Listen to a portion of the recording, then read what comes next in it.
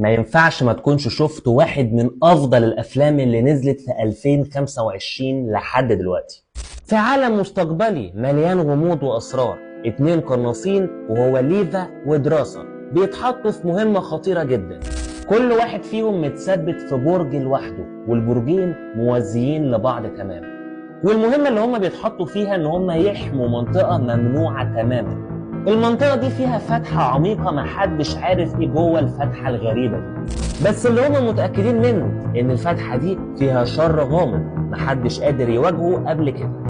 ليفي ودراسة مش بيعرفوا يتكلموا مع بعض بشكل مباشر، لكن بينهم إشارات بسيطة أو كود سري بيتواصلوا بيه. مع الوقت بيبدأوا يكتشفوا إن الخطر مش بس جاي من الفتحة اللي قدامهم، لكن كمان من حاجة غريبة بتحصل في النظام اللي بيشغل المكان كله. المهمة بتتحول من حماية المنطقة دي لإنقاذ العالم كله من الشر اللي خارج من الفتحة دي.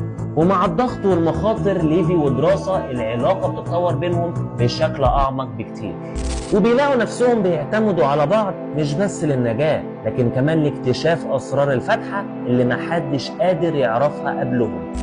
وده طبعا يعتبر من أفضل الأفلام اللي نزلت في 2025 لحد دلوقتي. ما تنسوش تعملوا فولو وحفظ الفيديو وشير، وتشتركوا في قناة اليوتيوب في البايو. السلام عليكم.